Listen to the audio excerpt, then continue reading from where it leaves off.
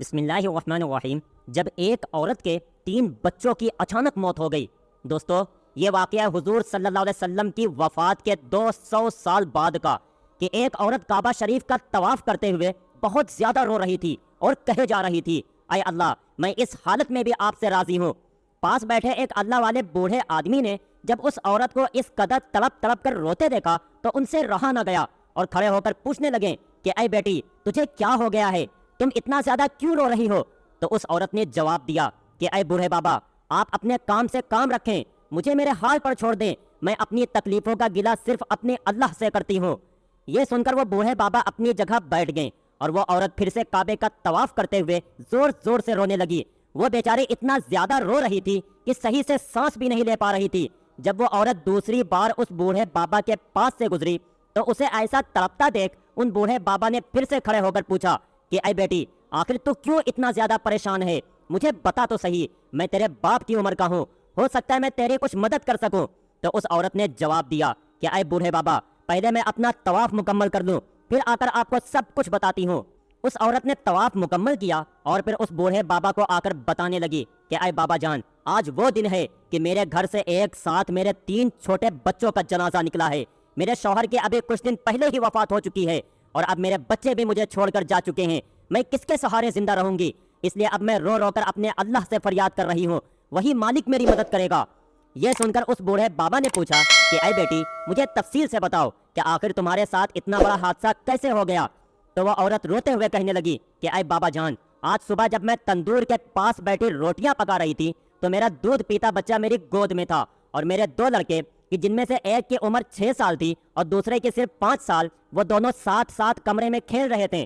تو ان دونوں لڑکوں میں سے بڑے لڑکے نے چھوٹے سے کہا کہ کیا تمہیں پتا ہے کہ بقرعید والے دن ہمارے ابو نے بکرے کو کیسے ذبح کیا تھا؟ تو چھوٹے بھائی نے جواب دیا کہ مجھے تو نہیں پتا، میں تو اس دن موجود نہیں تھا۔ تو بڑے بھائی نے کہا کہ تم یہی رکو، میں ابھی چھری لے کر آتا ہوں اور تمہیں بتاتا ہوں کہ آخر بکرا کیسے ذبح کیا جاتا ہے۔ اور پھر اس بڑے بھائی نے چھری لا کر اپنے چھوٹے بھائی کو زمین پر لٹا دیا اور اس کی گردن پر چھری چلاتے ہوئے کہنے لگا کہ ابو نے بقرعید کے دن ایسے بکرے کو ذبح کیا تھا۔ اس بڑے بھائی کو پتہ بھی نہیں تھا کہ گردن پر چھری چلانے سے انسان کی موت ہو جاتی ہے، وہ تو بس معصومیت میں اپنے چھوٹے بھائی کو سکھا رہا تھا کہ بکرے کو کیسے ذبح کیا جاتا ہے۔ چھوٹے بھائی کے جیسے ہی گردن کٹی تو وہ زمین پر تڑپنے لگا اور اپنی زندگی کی آخری سانسیں لینے لگا۔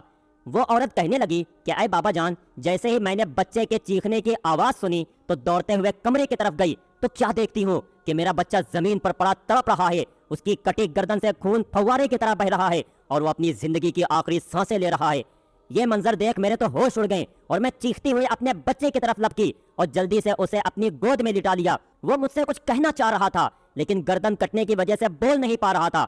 آخر دیکھتے ہی دیکھتے میرے اس پیارے بچے نے میری آنکھوں کے سامنے دم توڑ دیا اور میں اندر ہی اندر آنسوؤں کے گھونٹ پی کر رہ گئی۔ میں اپنے بچے کو گود میں لیے زور زور سے رو رہی تھی۔ میں اس گھر میں اکیلی تھی، کوئی میری مدد کرنے والا نہیں تھا۔ ابھی کچھ دن پہلے میرے شوہر کی وفات ہو گئی تھی اور اب میرا ایک بچہ بھی مجھے چھوڑ کر چلا گیا۔ مجھے تھوڑی دیر کے بعد خیال آیا کہ ذرا میں اپنے بڑے لڑکے کی خبر تو لوں کہ آخر اس نے ایسا کام کیوں کیا کہ چھوٹے بھائی کی گردن ہی کاٹ دی۔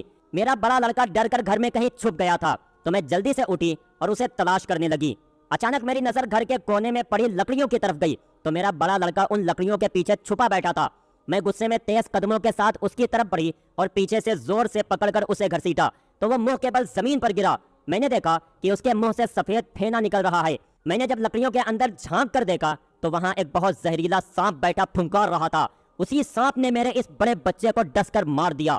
یہ منظر دیکھ میرا تو دل کانپ گیا۔ میں اکیلی بے بس اس گھر میں چیخ چلا رہی تھی، کوئی میری مدد کرنے والا نہیں تھا۔ اچانک مجھے آنگن کی طرف سے ایک چیخ سنائی دی تو میں دوڑتی ہوئی آنگن کی طرف گئی تو کیا دیکھتی ہوں کہ میرا دودھ پیتا بچہ کہ جسے میں تندور کے پاس چھوڑ کر چلی آئی تھی وہ زمین پر رینگتا ہوا تندور کے اندر گر گیا اور میری آنکھوں کے سامنے تندور کی بھڑکتی آگ میں جل کر اس کی موت ہو گئی۔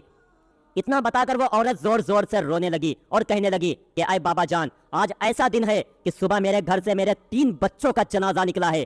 تو ان بوڑھے بابا نے اس بے بس عورت کو دلاسا دیتے ہوئے کہا کہ اے بیٹی صبر کرو، اللہ تمہیں اس کا بہتر بدلہ عطا فرمائے گا۔ تو وہ عورت کہنے لگی کہ اے بابا جان میں صبر ہی تو کر رہی ہوں، مجھے معلوم ہے کہ میرا اللہ میرے بارے میں کبھی برا نہیں چاہے گا، اس نے میرے ساتھ وہی کیا جو بہتر تھا، اس لیے میں کعبے کا طواف کرتے ہوئے اپنے اللہ سے کہے جا رہی ہوں کہ اے میرے اللہ، آج میرے گھر سے میرے 3 معصوم بچوں کا جنازہ نکلا ہے، میں ٹوٹ کر رہ گئی ہوں، لیکن اس حال میں بھی میں آپ سے راضی ہوں۔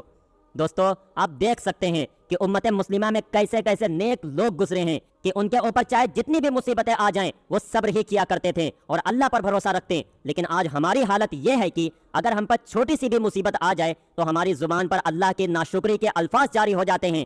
ہم اللہ سے شکایت کرتے ہوئے کہنے لگتے ہیں کہ اے اللہ، کیا آپ کو ساری دنیا میں مصیبتیں دینے کے لیے ایک میں ہی ملا تھا؟ دوستو، ہم لوگ ایمان و یقین سے اتنا زیادہ دور ہیں کہ چھوٹی چھوٹی مصیبتوں پر بھی صبر نہیں کر سکتے۔ ہمارے حضور صلی اللہ علیہ وسلم پر تو ساری زندگی میں اتنی زیادہ مصیبتیں آئیں کہ اگر وہ کوئی عام انسان پر آتی تو وہ شاید کبھی ان کو برداشت نہ کر پاتا۔ اس لیے دوستو، مصیبت کے وقت ہمیں صبر کا دامن اپنانا چاہیے اور ایک بات کا ضرور خیال رکھنا چاہیے کہ مصیبتیں آنے کا مطلب ہرگز یہ نہیں ہوتا کہ اللہ آپ سے ناراض ہے، بلکہ حدیث کے مطابق اکثر اللہ تعالیٰ مصیبتیں اپنے انہی بندوں پر بھیجتا ہے جن سے وہ سب سے زیادہ محبت کرتا ہے۔ اللہ تعالیٰ ہمیں بھی سچا پکا مسلمان بننے کی توفیق